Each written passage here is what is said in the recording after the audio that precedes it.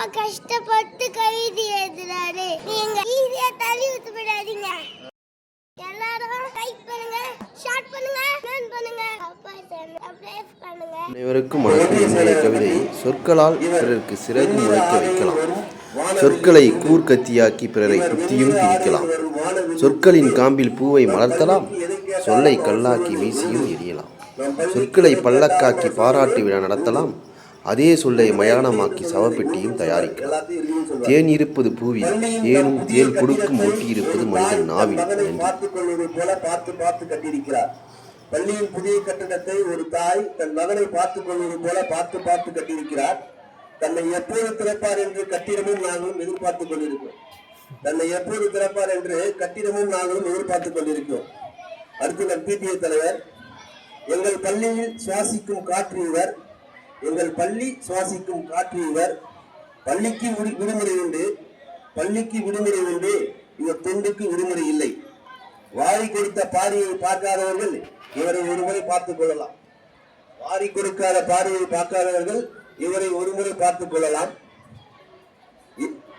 என்னோடு தோளோடு தோல் வீசிய தோழர் ஸ்ரீதர், என்னோடு தோளோடு தோல் வீசிய தோழர் ஸ்ரீதர். நட்பு வட்டாரத்தில் அவர்தான் ஆபத்தாண்டவர். எங்களுக்கு ஏதாவது ஒன்று என்றால் முதலில் நிற்பான். நட்பு வட்டாரத்தில் எங்களுக்கு ஆபத்தாண்டவர்.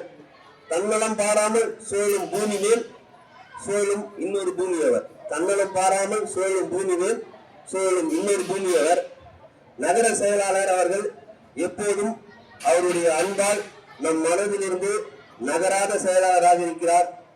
NMA ஏகாம்பரம் ஐயா அவர்கள்: இவர் நல்லவர், பாடுவதில் வல்லவர், குயிலின் கூட பிறந்த சகோதரர் இவர், குயிலின் கூட பிறந்த சகோதரர் இவர். இப்போது இந்த விழாவை பற்றி ஒரு சின்ன கவிதை. கல்வி என்பது விழா போல, கல்வி என்பது விழா போல, அதை நீ கொண்டாடு. கல்வி விதை நெல், ஒழுக்கம்தான் நிலம், உழுபவர்களே ஆசிரியர்கள். விதை வளர ஒளி தேவை, அதற்கு அரசு உனக்கு ஒளியாய் இருக்கிறது, அதற்கு அரசு உனக்கு ஒளியாய் இருக்கிறது.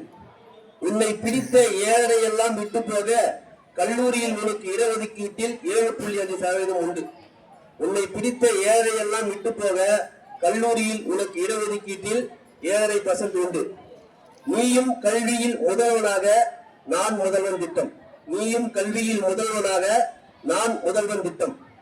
உயர்கல்விக்கு தவற் புதல்வன் திட்டம், உயர்கல்விக்கு தவற் புதல்வன் திட்டம் மாதம் 1000 தரும். தவப்புதல்வன் திட்டம் மாதம் 1000 தரும். உயர்கல்விக்கு அதுவே ஒரு வரம், உயர்கல்விக்கு அதுவே ஒரு வரம்.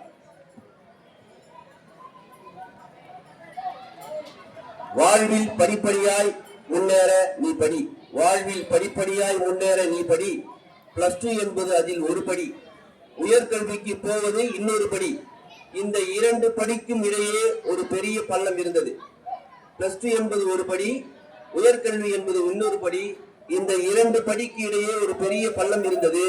அந்த பள்ளத்திற்கு பாலமாய் அமைந்ததுதான் அரசின் திட்டமான உயர்கல்வி எங்கள் இலக்கு.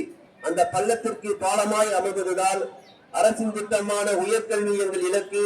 இதில் ஒவ்வொருவரும் உயர்கல்வி படித்து வாழ்வில் நீ கலக்கு, இதில் ஒவ்வொருவரும் உயர்கல்வி படித்து வாழ்வில் நீ கலக்கு என்று கூறி வாழ்த்தி கூறி விடைபெறுகிறேன். நன்றி, வணக்கம்.